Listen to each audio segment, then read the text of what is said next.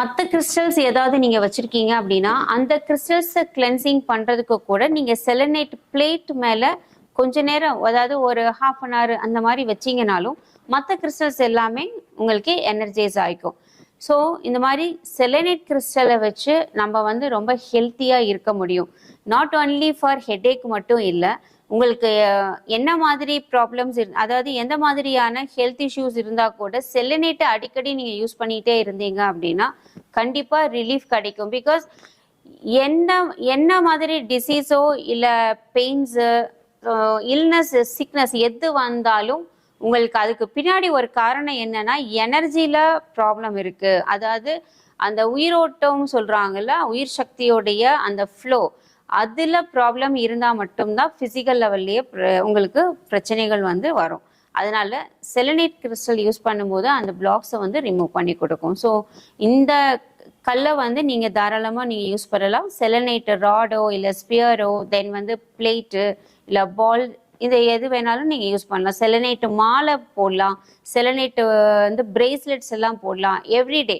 So bracelet மாலையெல்லாம் போடுறது அப்படிங்கிறது, beads use பண்ணுறது ரொம்ப நல்ல விஷயம்.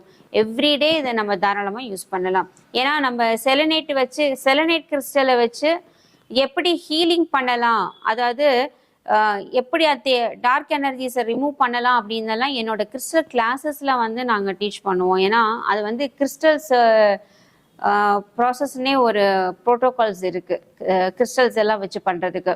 ஸோ கிறிஸ்டல்ஸ் பத்தி கத்துக்கிறதுக்கும் கிறிஸ்டல் கிளாஸஸ்ல நம்ம என்ன மாதிரி கிறிஸ்டல்ஸை வச்சு என்னென்ன மாதிரி ப்ராப்ளத்தை எல்லாம் சால்வ் பண்ண முடியும், அது வந்து பிசிக்கல் லெவல் எப்படி இருக்கும், லைஃப்ல வந்து நமக்கு நல்ல விஷயங்களுக்கு பாசிட்டிவிட்டிக்கெல்லாம் எப்படியெல்லாம் வேணுங்கிறதெல்லாம் நம்ம கிளாஸ்ல வந்து நம்ம டீச் பண்ணுவோம்.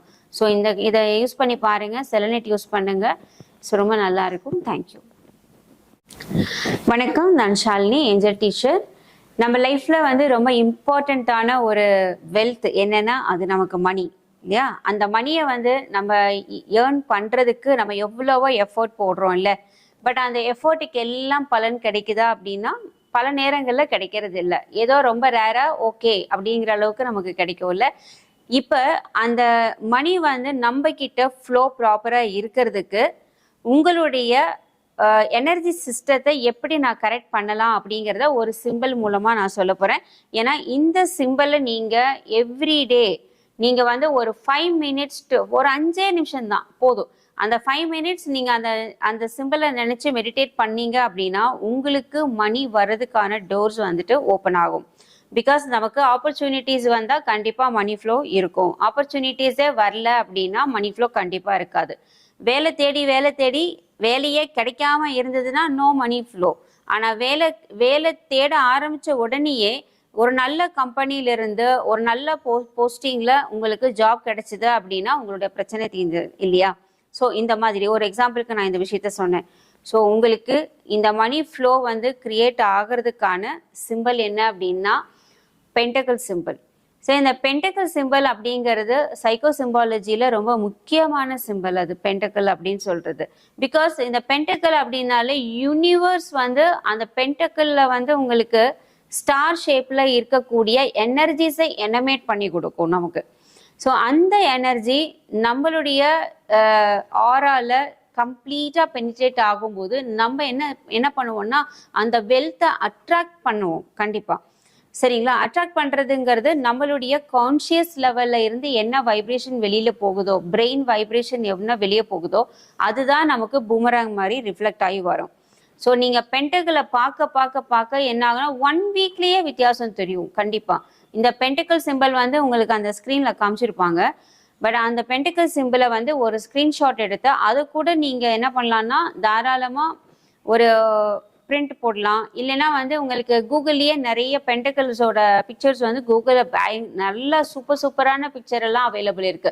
அது கூட நீங்கள் எடுத்து என்ன செய்யலாம்னா யூஸ் பண்ணலாம். இன்னொன்று, நீங்கள் ரேக்கி படிச்சிருக்கீங்க அப்படின்னா ரேக்கியோ ஏஞ்சல்ஸோ கற்றுக்கிட்டு இருந்தீங்க அப்படின்னா நீங்கள் அந்த பென்டக்கிள் சிம்பிளை யூஸ் பண்ணும்போது நார்மலாக யூஸ் பண்ணுற பர்சன்ஸை விட ஒரு 50 டைம்ஸ் அதிகமாக உங்களுக்கு அது வேலை செய்யும்.